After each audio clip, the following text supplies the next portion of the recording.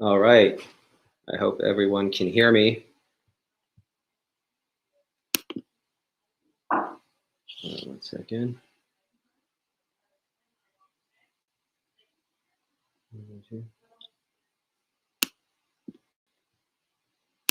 So, all right.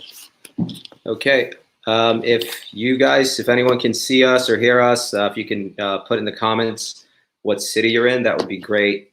My name is Mike Toel, and I am happy to be hosting this virtual event today to help introduce a lot of people into real estate investing or to introduce you into new segments within real estate investing. We have some really exciting panelists up here today. We're going to start with Matthew Golan, Miami local real estate investor who owns many multifamilies.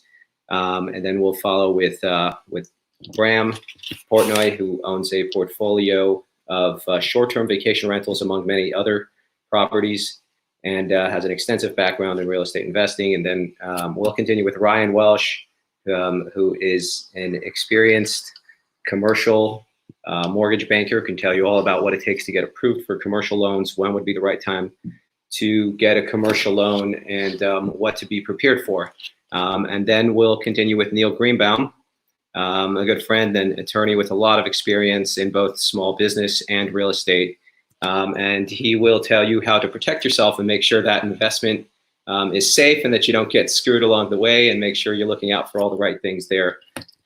So let me introduce to you Matthew Golan. Just a moment. Hi, Matt. How are you? Good. How are you? Good. All right. How's the storm there? It's pretty rainy out here in Miami. Probably the worst I've ever seen it in all my years here. Oh, wow. Well, it's that time of year. So, Matt, tell us a little bit about what you do and how you got started in working in real estate. Sure.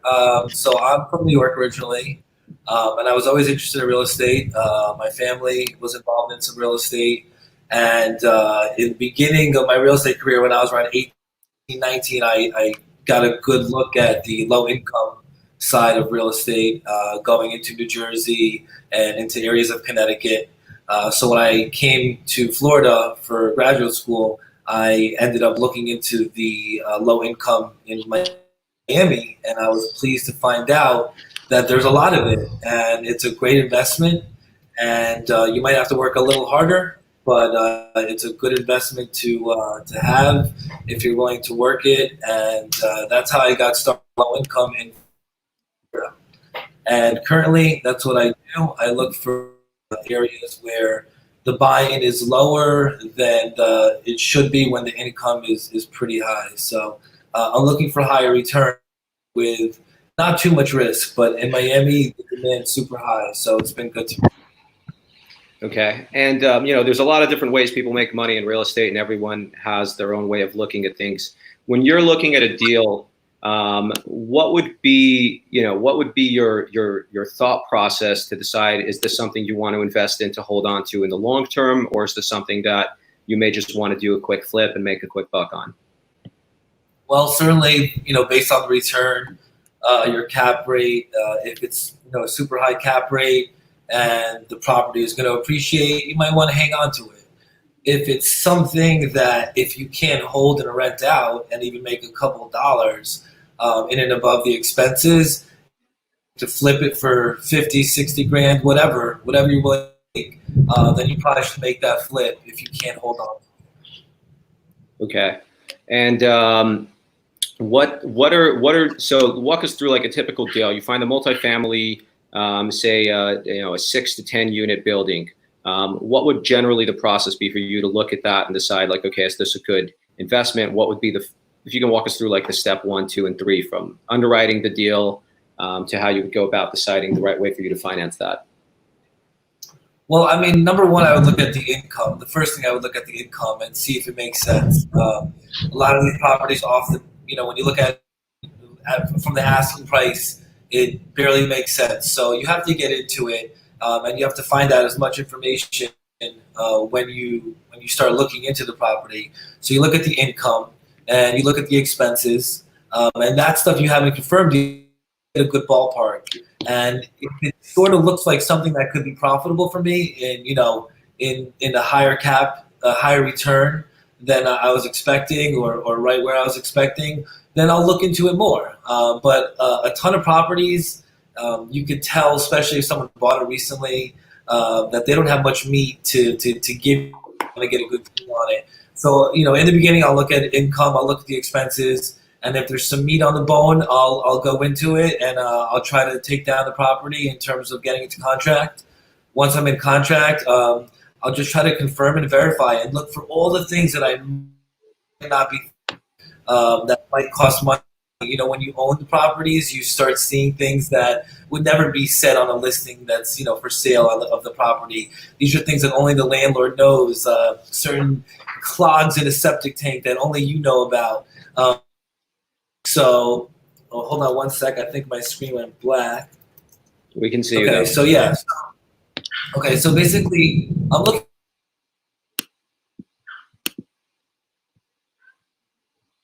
You cut out. Hello? Hello? Hello?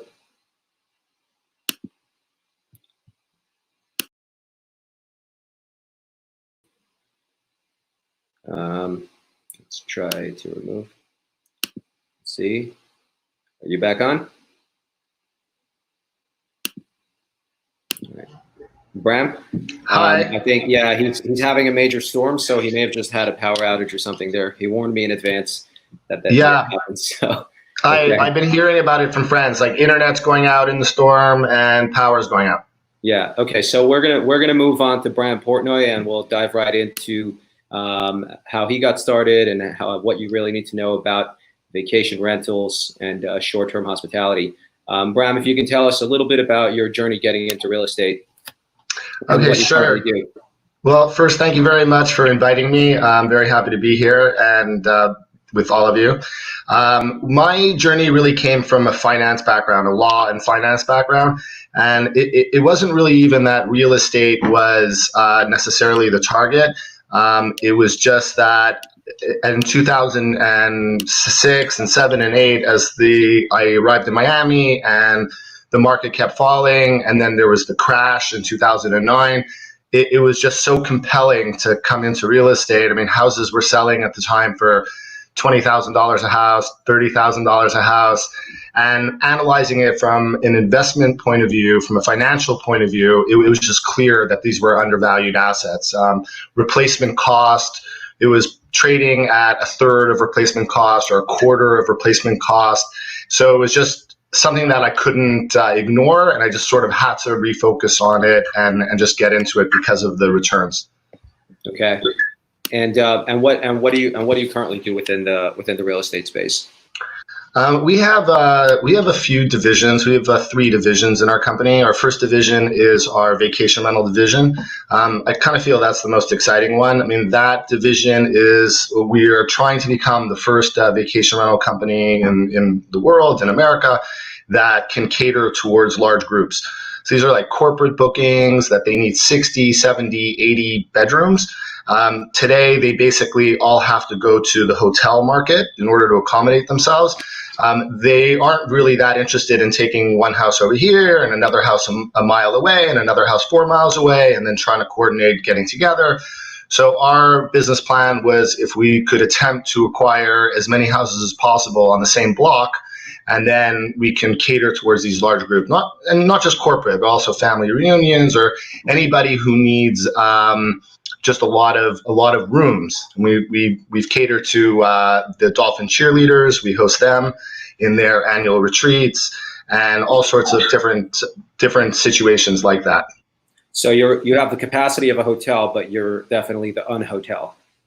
Exactly, and it's so much better for them because if you do take 60 or 70 rooms in a hotel, then the people go to the lobby and then they get distracted by strangers at the bars or in the different areas. And so what they're trying to focus on building relationships within the company. They would prefer everybody to be by themselves, and this is sort of a perfect ability for them to have privacy where they can go back to their own rooms and have their own properties, but also they can mingle and gather all together. And anyway, that was the vacation rental side.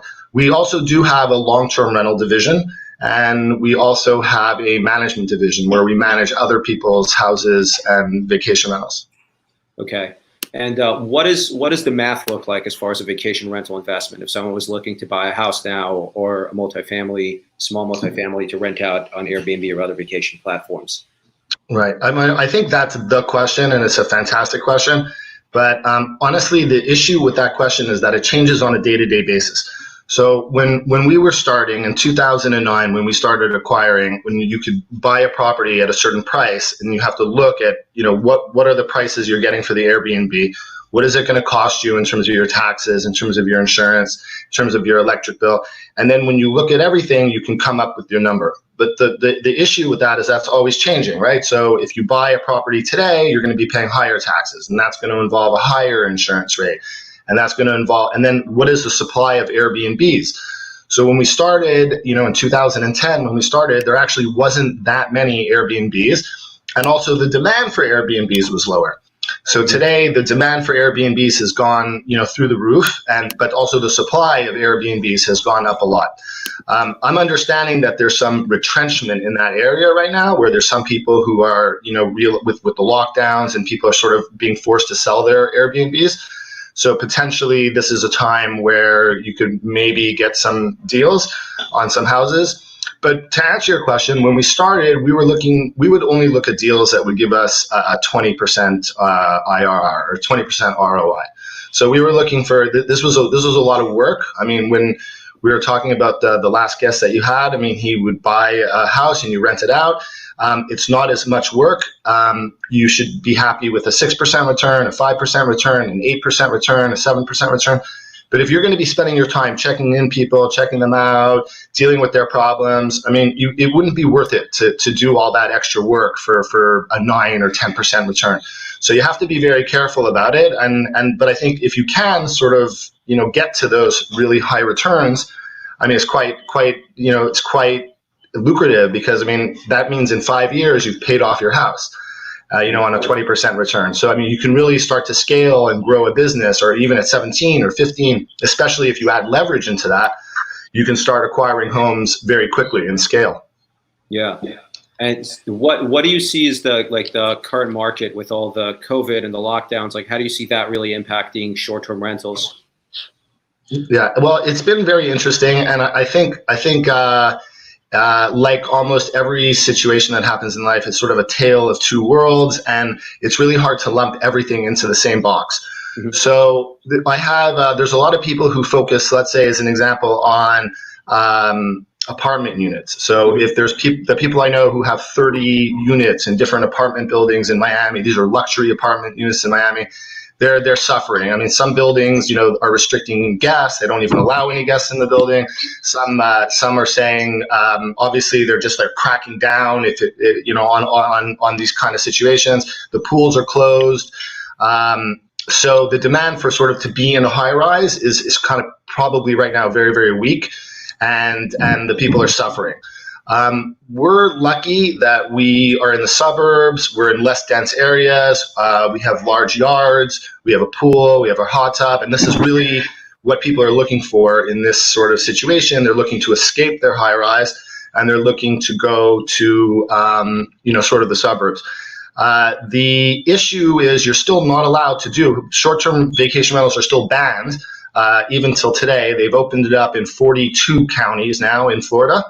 But basically the Broward County where we are in Hollywood is still closed, but you are allowed to do 30-day rentals, and you're also allowed to provide short-term rentals for healthcare workers, and you're also able to host people who are coming to Florida to work. So between those three categories, we've actually been sold out. And we've lowered our rates, for especially if you're trying to, rent to somebody for 30 days, they're not going to pay the same amount per day as when you rent it to 3 or 4 days. But we've also found that our expenses on these 30-day rentals have dropped as well. We're not sending in the handyman as often. We're not resupplying supplies as often. So far, we're thankful we've been able to get through this crisis. But through pivoting and through reshifting to the 30-day rental primarily. So we've been lucky. Okay.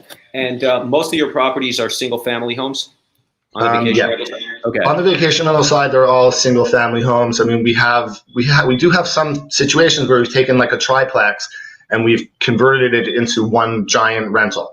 So there's things like that where you could take some interesting sort of properties and sort of turn it into a vacation rental. We have a duplex that we've done the same. Okay. And what would you say in general, like on a regular day? Obviously now the buildings are having more challenges, but on a regular day, if you were to invest in a single family home versus buying multiple apartment units and renting them out, or even buying a small multifamily building and renting them out, what would you say the pros and cons between those two investments would be? Well, I mean, the biggest thing that I learned about through the period that I did is that and maybe some other guests can talk a little bit about this later in the terms of the financing, but the American banking system is not set up to finance purchases of many single family homes. They're just not set up to do that. I mean, that you can buy your primary residence, you can buy a number of vacation homes for yourself or a number of investment properties. They'll finance that maybe up to 3 or 4. And after that, there's really no category in the banks to really do it. So, but as opposed to, let's say, a small building or something like that, you have unlimited financing. That's exactly the space that banks want to finance. So from a point of view of financing, it's so much easier to go into the multi-family buildings type of thing. But it all comes down to us towards returns, and so the returns in a building, because there's so much financing and because that's what sort of everybody wants. That's like the main category. Everyone's aware of it. Everyone knows about it. The demand pushes down the return. So what we've been seeing in the market always, even in 2009 and 2010 and 2011, you're talking about single digits. You want to buy a building, even in a crisis, maybe you're getting 11, maybe you're getting 12, max. But normally you're just getting 3 or 4% on a building. And especially you have people who already own 30 buildings, 40 buildings, and their cash flow is coming in and they have as much leverage as they want from the banks.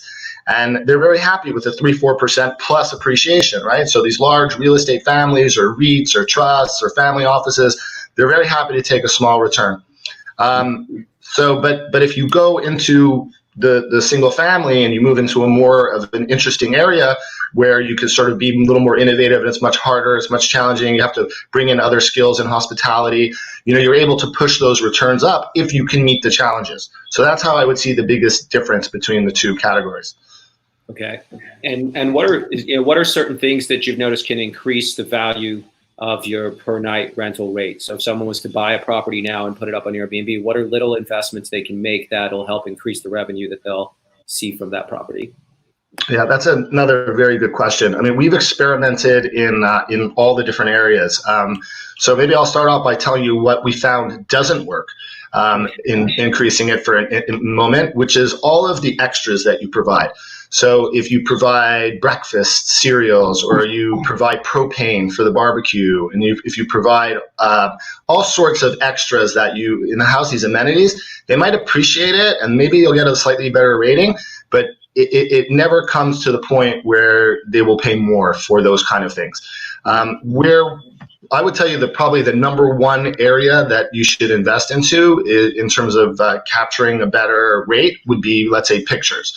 If you could really find a fantastic photographer to really capture the house well, and sort of as you update the house, continue to invest in updating your pictures on a regular basis, I would say that would definitely correlate into sort of increased revenues. Ultimately, I would just say that it really just depends on how many bedrooms you have, right? So if you have like 1 bedroom vacation rental, I mean, most properties in the market are 1 bedrooms. There's a lot of people who have their Airbnbs, and what they're doing is that they rent out a spare room in their house. You also have hotels competing 1 bedroom. It's very easy for the hotels to compete against that. So I don't think that, I would say, maybe I'm answering your question slightly differently, but maybe the best thing you could do in terms of your investments to increase the nightly rate would be moving to a higher bed count, moving to where there's more scarcity in the market. And the more scarcity in the market, you'd be able to increase your rate per night. Okay, so larger properties are more scarce and therefore will collect a higher rate. Exactly. Yeah. Now, how much do you see location really matter? When people are coming from out of town and they're just kind of looking up to see if it's within driving range on Google Maps to the beach or within driving range to a good restaurant, they don't really know the landscape of the area the way a local would. How important is location when it comes to renting on Airbnb? Well, I think that's another excellent question. When I first started in Hollywood, I remember there was someone, a friend of mine was looking at my numbers and seeing my occupancy rates. And he was sort of joking but serious, saying to me, the only reason why you're successful is because nobody knows what Hollywood is. Yeah. But but I explained them back to him. I said, look, it's like everyone looks at it from their own perspectives, and our own perspectives are so biased. So people are like, oh, everybody wants to be in South Beach, but you start asking yourself, like, what's in South Beach? And like you say, okay, well, there's some clubs in South Beach, and there's like these fancy restaurants in South Beach. But like if you look at the total, all the different kinds of people who come in, there's people, grandparents coming into town. There's people with families and children, and they want to golf and they want to maybe go to a casino. There's people who come for gambling. There's people who come for sports events. So what I'm saying is that you have to sort of use data-driven analytics of what do people really want. So when you say, location, is it a restaurant or is it people really like are coming to sports stadiums? What percentage is coming to sports stadiums? What percentage is coming to golf? I mean, we find golfers is a very big percentage. So like Hollywood has, 5 or 6 golf courses within 2 or 3 miles. South Beach has 1 golf course. So what I would say is be sort of open-minded in what you consider to be a good location. The other interesting thing to sort of answer your question is to understand the algorithms that run these search sites of Airbnb and VRBO. So, for instance, if somebody types in Orlando into a search, Airbnb will, through their algorithms that they build, will understand that they would take a city next to Disney World that's not technically Orlando and show those places. So what you want to sort of do is you want to understand as much as possible, even by just playing with it yourself, is that location going to show up on common sites? So when somebody types in Miami, will even Hollywood show up as an example? And then trying to see what percentage of vacation rental people go to Miami, what percentage go to Fort Lauderdale. Will it show up if you type in Fort Lauderdale? Will Hollywood show up? So before you make your investment, maybe you should run some searches to see how you're falling into the algorithms. And that's and if you can find a place that's maybe a little cheaper and maybe even a little bit less desirable from some points of view, but is falling into the algorithms, that might be a little bit of a hack. Mm-hmm. Okay. Yeah, it's a lot to work on, but it's definitely some good points and good direction. Yes. Yeah. What would you say some of the biggest risks of operating an Airbnb property in Miami or in South Florida? Well, I mean, the firstly is you have to get a handle on all the legal sides of things. So, I mean, places like Miami Beach where, it's illegal to do short-term vacation rentals, or there's other places where you're only allowed to do 3 times a year, or it's very complicated, the legal framework of vacation rentals. So before you invest into it, you have to get a grip on, is it allowed? Is it not allowed? Is it unincorporated? Which city is making the rules? How do you apply for it? I mean, if you're renting it, are you allowed to apply for a license, or do you need to be an owner only? So there's a lot of legal issues that you could fall into, and it could ruin it if you don't, if you don't understand that area, it's going to be a problem. I would say the other pitfalls for sure would be on the management side. So if you're not sort of detail oriented and you can't put together a team that's really reliable, I mean, you can't have a situation where people show up to the house and the house isn't clean because the maids didn't come that day. So this is about consistency. It's about reliability. It's about, doing the same thing every day very, very well. And if you're not sort of set up for that with the right handyman to fix something when it breaks quickly, I kind of feel that it's hard. You end up maybe with some negative reviews. Somebody writes, I showed up. And just as another example, like the pest control, if you can't handle the pest control properly, and then suddenly someone shows up and there's a few roaches running around just because, you're supposed to do it every, 4 weeks, and now it's been 6 weeks, and somebody told you're only supposed to do it every 3 months. and you just did something wrong with how you applied the chemicals. You applied the cheapest chemical, and you didn't maybe apply gels, or you didn't apply some more complicated ways of solving the roach problem. And then there's some roaches, and then suddenly people are writing on the reviews, I showed up, the place was dirty, there was roaches. I mean, it can really torpedo a whole year of you trying to acquire the property, buy the property, finance the property, put furnishings into the property, and then just a few little stupid mistakes like that can torpedo the whole thing.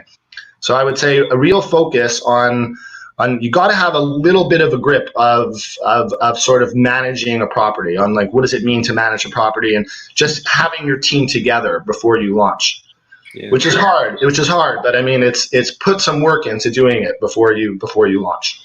Right. So you're obviously on the owner side and on the management side as well, managing properties for other owners and investors. For someone who is getting into it for the first time, would you recommend they first kind of get their hands dirty and really understand what it takes before going to hire a management company? Or would it be better for them to just start out with a management company from the get-go? Well, that's another excellent question. I mean, what we've seen on our management division side is what we see is a lot of people actually do exactly what you say. They hire us for the first year or 2 years or a year and a half until they see how we do it. They see how we organize everything. They see the manuals we write with the house manuals. They see how we approach the guests, how we do our pricing, and they watch. And after a year and a half, they say, "Oh, you know what? This is like, I can do this on my own." So it's not necessarily a bad idea to hire a management company. Maybe make sure you're not locked in for an extended period of time. Maybe lock yourselves in for 6 months or 3 months, or you can put an exit clause. I mean, we personally don't lock our people into anything because we just don't feel that we should be in business based on a contract. So we don't really even have lockups. But definitely, so that's not a bad idea from the owner's perspective, to learn a little bit and see how everything is done, to do a short-term agreement and learn, and then sort of move into it yourself. But I always tell people, in the end of the day, if you're not in control of your business and you don't understand all the fine details yourselves and you're not involved, I don't really see how you're going to achieve tremendous success by just trying to hand over such an important part of your business to other people. So, I mean, you need to get into the weeds, and you need to dig, and you need to understand all the details. And the more you understand, and the more you research, and the more you study, and the more you do it yourself. Even when handymen come over, when you like to sit with them and watch them and see what they're doing, and then ask them questions and have them teach you, and spend some time with them, and like go up into the attic and see what's happening inside the attic when people go there, and see what's happening with your ACs and like all the details of a house. It's so complex, really, these houses, with so many different parts of it to make it work. From the hot tubs to the pools, to the roofing and the flooring, and just all the different sides of it. So the more you're going to become an expert, the better you're going to be able to deliver that quality house. And it's going to be years and years and years until you really, get it fully. But just start somewhere and jump into it and start to do it. Okay, that's great. We'll get back with like questions at the end of this live stream. One last question for you. What is a book on either real estate or hospitality that you would highly recommend to anyone getting started? Okay, for me, that's actually a hard question, because the truth is that I really haven't read so many real estate books. Because for me, real estate was much more of just looking at it, like I explained to you at the beginning, from a financial perspective. And from a financial perspective, I recommend Warren Buffett's favorite book, which is also my favorite book, which is called The Intelligent Investor by Benjamin Graham, written in 1926. He was a Columbia University professor. And he just explains that you just have to analyze an investment. You have to know every single number before you go into the investment. How much is it going to cost me? What are going to be on my cost sides? How much tax am I going to pay? And then you analyze everything and you come up with your cap rates. And when you're looking at real estate as a pure investment, and you're not looking at it as a speculator hoping it's going to go up in value, or you're not trying to, it doesn't really matter. Nothing else really matters about it from a real estate perspective. If from a financial perspective, like what the rents are, and how much your taxes are, and how much it's going to cost you, how much your mortgages are, and it comes out and the number, really anything else, even if the property stays the same and never goes up in value for the next 40 years, but you're collecting your 10%, 14%, 16% coupon, that's good enough. And so I would say that, go back to the finance side of understanding what investment is, what is speculation, and how to analyze a proper investment. And that's going to help you the most on your real estate side. Okay, great. Thank you so much, Bram. You're welcome. Thanks for having me again. All right, we're going to bring on Ryan Welsh. Ryan? Hey, how you doing? I'm doing great. How are you? Doing well, doing well. Good. I love your background. Oh, you have to thank my wife. She's an interior designer. Okay.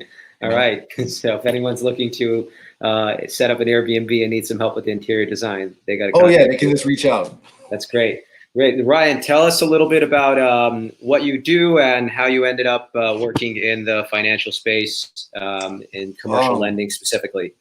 Well, I'm not really going to age myself, but I've been in banking for over 16 years. 60 years? 16, 16. Yeah. And I started from as a teller and then worked my way up through college, and became a financial specialist and then became a lender. So I've been doing commercial real estate for probably around 8 years now, as well as small business lending, and I focus on owner-occupied investment lending.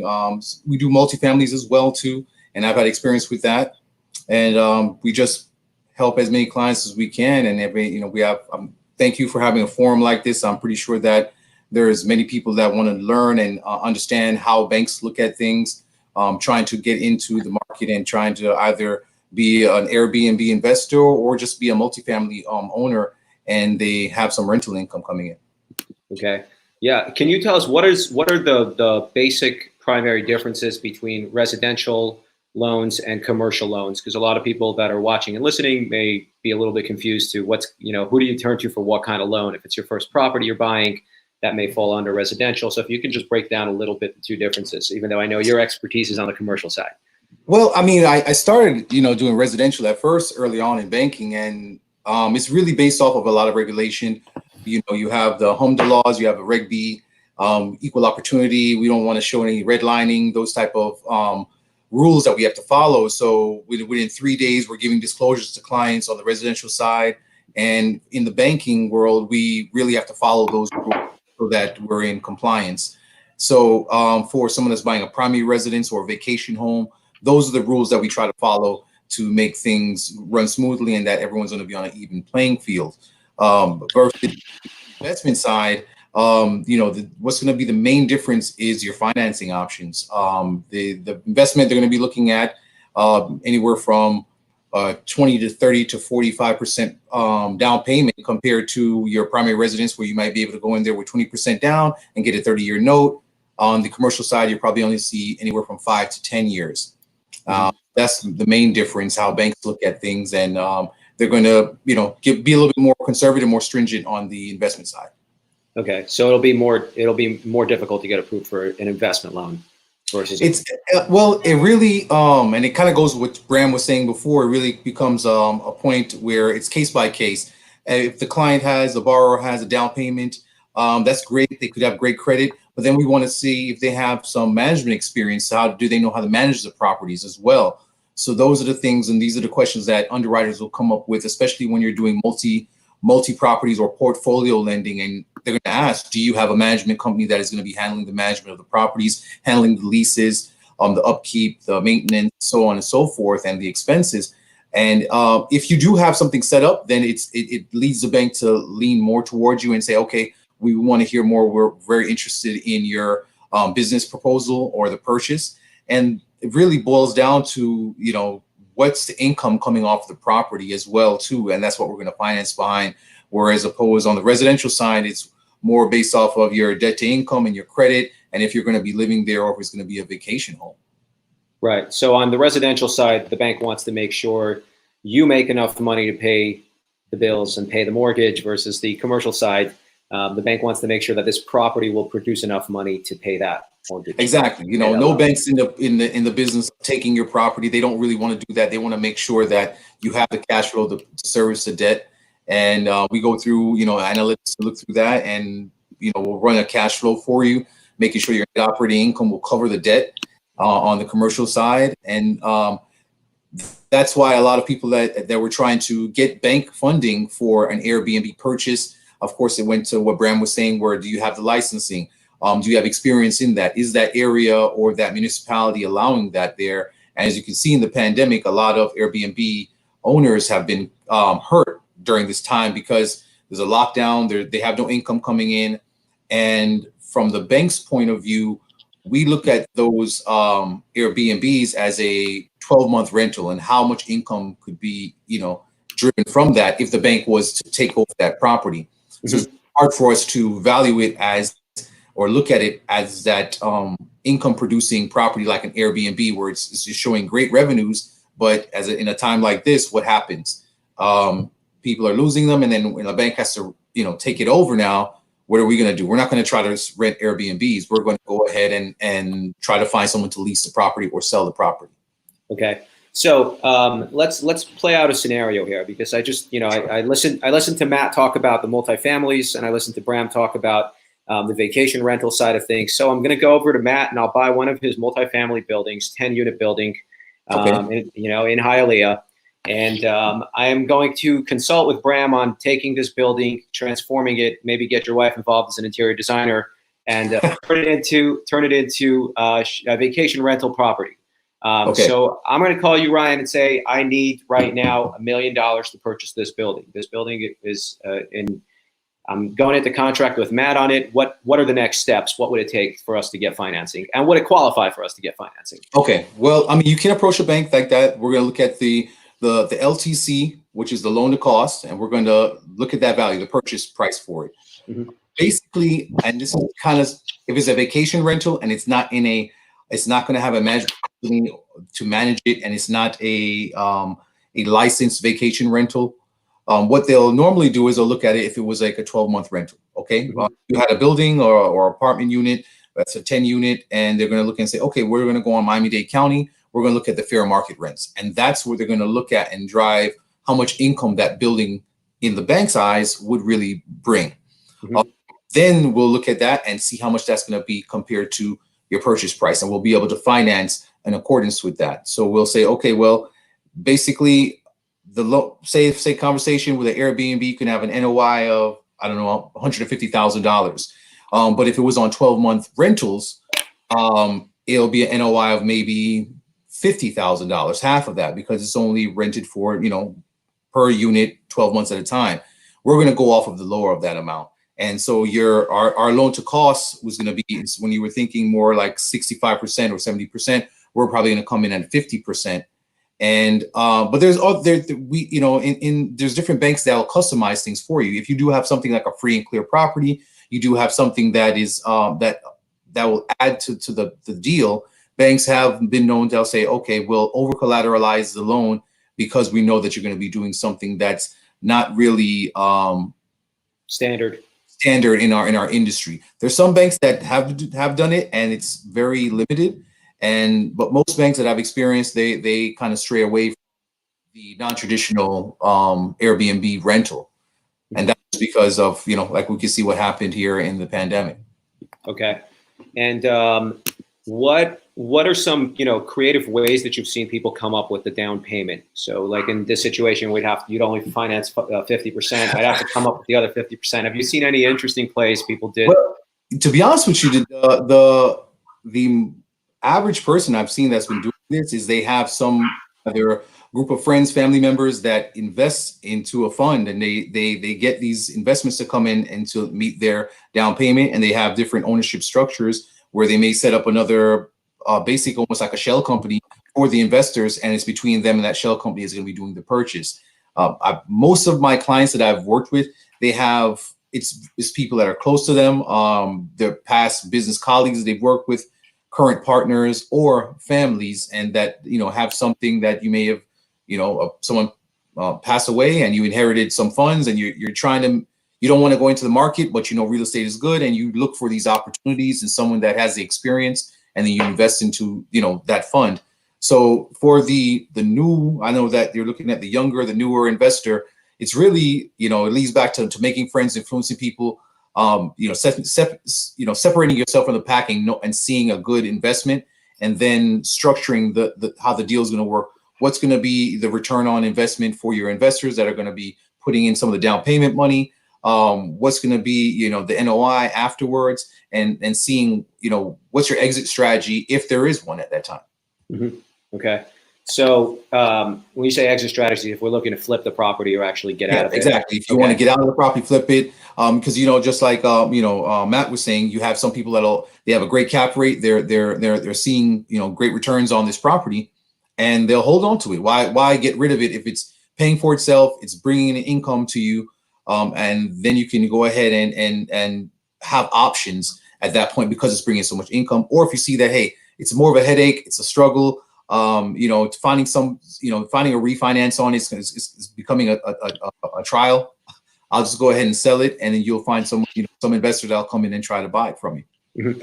Now, I know that a big difference with getting the commercial loan would be between the long-term rentals versus the Airbnbs would be the consistency of leases in place. So if I was to buy the building, say from Matt right now, where it has tenants in place, whether they're, Section 8 tenants or regular tenants, and there's standard income, and I don't have immediate plans to turn it into an Airbnb, right? Would that be a lot easier for you to get approved and to get financing? Definitely the traditional way where you have a stabilized buildings. That's what, you have a fully rented building, and the bank's gonna look at it as stabilized, and then you're going to have the net operating income off of that, with your gross less your expenses. If we see that alone pays for or services the debt, then we'll move forward. We do like to see, and people try to think that it's just on the building alone. We do like to see our borrower in the banking industry and know, what their history is, where they're going and where they're coming from. And we also, because they'll do a deal, a bank will do a deal, but they usually have some prepayment penalties. They want to see what's your plan. And most bankers or prudent lenders will ask, what's your intent? What's your exit strategy? Most borrowers are coming, well, I'm going to hold on to it for maybe 5-10 years and then I'll sell it. Okay. Usually banks will put in a prepayment penalty at that time. Some banks won't. They can customize, but some banks do because they want to make sure they're going to protect the investment that they put into the loan, Got you. Okay. Tell me, what is one of the best business books you ever read? The best one that always comes to mind, no matter what I read, is always Dale Carnegie, How to Make Friends and Influence People. Okay. And I think that's really kind of how you and I work together, and I've worked with a lot of my colleagues that way. There's always so much that you can learn from younger, from older, from more experienced people. So to have those right people around you, always learning, always pushing you to get to the next level, opportunities are going to come about. When everyone's focused on being better, those opportunities are coming. You're going to learn from those other people. And then the other book that I always, and it's not really a banking book. It's I have it here. It's Competing on Analytics. And this book here, it basically, in a nutshell, it shows you how to separate yourself from the pack and how to see something, not create something totally new, but just how to change it just a little bit, that if it's a niche for you and it's going to work for you. Okay, great. There was some other thing I was going to ask you, but I forgot. So thank you so much, Ryan. No problem. It's my pleasure. I appreciate you sharing all that information with us. Oh yes. What would you say is, if someone's applying right now with you for a commercial loan, what should be their checklist so that they come to you with done most of their homework and most prepared, so that the file looks right for your desk? Well, all right. We're going to want to, if it's an investment real estate that we're going to go for, we're going to want to see the leases that they have on hand. We want to see if you're able to get them, the tax returns from the seller for that building, so we can see what that looked like, what the expenses truly look like, what they're filing, if possible. If not, then we'll just take the rent roll. We're going to look at the appraisal. They're going to go on an income approach, and we're going to use that appraisal based off of what the information that shows, as well as the rent roll, and we'll make a decision off of that, and that's going to provide us with a net operating income. And then the bank will see, based off of how comfortable they feel for the borrower or with the borrower, how much they're going to do the loan for. If they're going to do it at a 65%, 75%, or so forth. The highest I've seen them go on an investment is more like 75%, and I've seen deals, in the past, gone for 65% or lower for non-recourse deals. Okay. And does the bank look into, say you have the leases and the tenants, what either the employment status of the tenants or the credit status of the tenants, like do they tier different class tenants? We don't really like dive in because we don't have that authority to really say, well, I want to see what where do your tenants work and how's the credit for Okay. we may ask what's your screening process for the tenants that you have, and you may be gearing your property toward more higher fluency professionals. Mm-hmm. At that point we'll know the type of clientele that you have or type of renters that are in your building, but we're not going to ask for you to provide any of that. Basically it's going to be you as the borrower, what's your management experience, and then the NOI of the building. And if we know that the building can pay for itself, we're going to look at you as the borrower and say, do you have a management company you're going to be using, or are you going to be the management, and what's your experience in the past doing an investment like this? Gotcha. Okay, perfect. Thank you so much, Ryan. I appreciate your time. Thank you. All right, take care. All right, we got Neil Greenbaum here.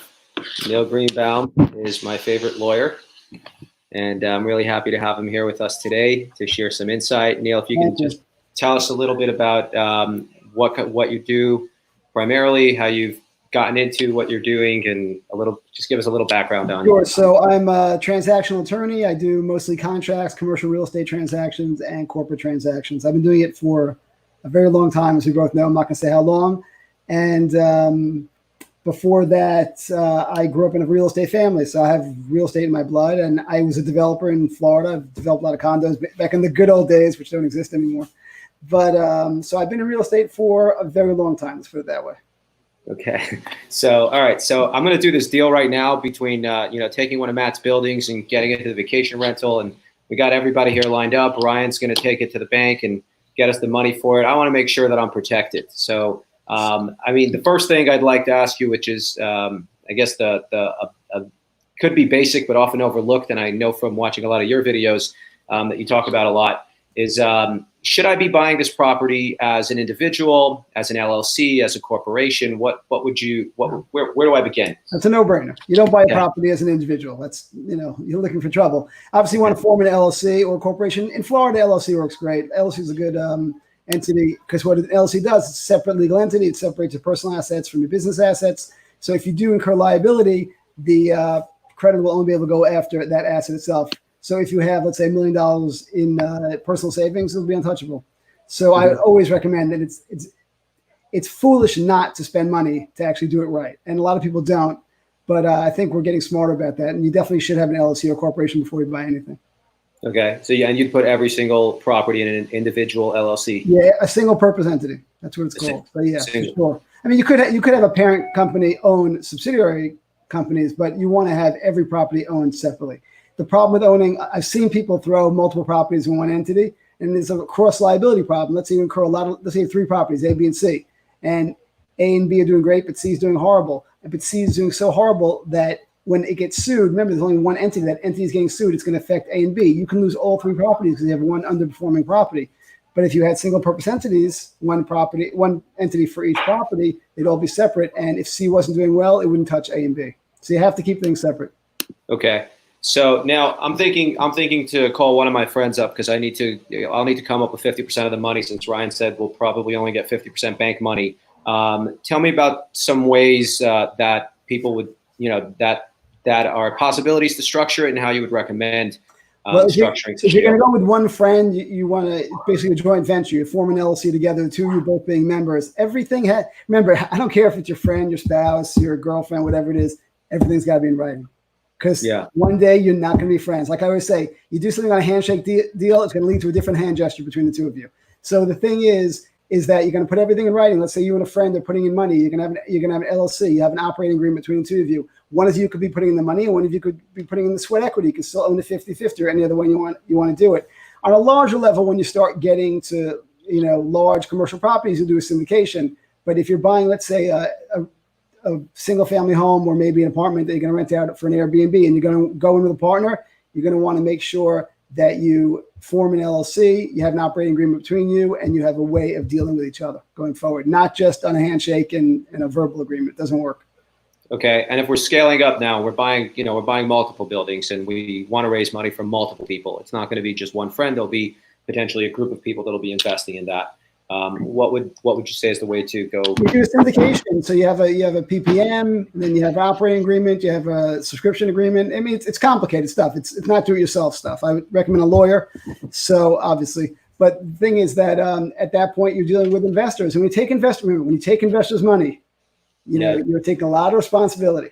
It's easy to put a deal together, and people sometimes really want to throw money into a deal, but when you take their money, you have to make sure it works. You have to make sure that all the money is accounted for, that you go according to all the documentation, and that everything is quote unquote kosher. Because when problems arise with investors, it will damage your entire investment. Okay. And so if we were to set up a syndication fund, is that what we'd call it, a syndication fund? I wouldn't set up a fund. I would do a deal by deal process. I mean, to do a fund, you really have to know what you're doing and be doing it, for a long time. I would do separate syndication for each property. It's probably your best bet. Okay. And when you say there are certain documents you have to deliver, and they'll explain what the investment is, what the payout is, what percentage they're going to own, what the exit strategy is. People are going to have to sign on. If it's an LLC structure, which usually is, everyone will be a member. Probably the investors themselves will have their own LLCs owning their ownership interests in the main operating agreement. But it has to be structured correctly, and then you'll get your lending for your loan for the rest, and you'll put the deal together. I mean, they're not that difficult, but there is a process involved. It takes time, it takes money, and you have to have patience. Okay, and that's something you can do. Sure. Okay, great. What stage of either the buying or selling process would you suggest is the time to get an attorney involved? You know what I'm going to say? It's like you're throwing me a softball there. At the beginning. At the beginning. Okay. Before you go to contract, right? I mean, to me, the contract, it's all made or break. You make it or break it at the contract. You got to make sure everything's in there, because that contract is going to basically be the blueprint for the rest of the deal. So it's going to be in terms of, what the purchase price is, deposits, due diligence, financing, closing deliveries, representations, warranties, everything you need is going to be in that contract. So you can make or break a deal at contract, and you have to have your attorney ready before you sign the dotted line. Okay. And what are some of the common clauses that you see are overlooked and people forget to put in, or sometimes people ignore, that could potentially be risky to them? Well, if you're using an attorney, they're not going to forget. Okay. Yeah. So, I mean, the big ones are in terms of financing. If you're going to have financing contingencies, due diligence, what's your due diligence time period? When you buy a property, especially if it's a commercial property and it's larger, let's say it's a multifamily, you have due diligence. You're going to have to go through the property, you have environmental studies. You have to go through every lease, make sure, that the leases are valid. They are what they are according to what the schedules are. You have to go through any kind of contracts, because you're going to basically be stepping into the shoes of the seller. I mean, you're not buying their entity, you're just buying the asset with a new entity, but still you want to make sure that, there are no hidden things that you're going to find out later. That's why due diligence is extremely important. You have to give sufficient time to take care of it, and you have to start it on day one. Okay. Is there any deal that comes to mind that you were marveled at how well or genius it took to structure that deal? Not genius. Okay. I mean, most of these deals, listen, there's really nothing new under the sun, as I say, right? So, I mean, a lot of these deals are so I'm working on a deal now. We're closing hopefully tomorrow. It's 235 units in Atlanta, but they didn't come to me for this. They formed the entity themselves, and then they went to change the name. And right now it's in limbo somewhere in Tallahassee between the first name and the second name. So we're going to have a problem closing, because we want to close tomorrow. We can't even get a certificate of good standing or of existence. So we're going to take it in the original name and just make sure that everyone knows, the lender knows, that it's going to change. And then either we'll do a corrective deed, or maybe we'll just change the name back to the original name.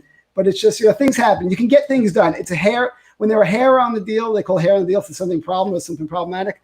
You can still get the deal done. That's the important thing. You have to be dealing with people who know what they're doing. Okay, cool.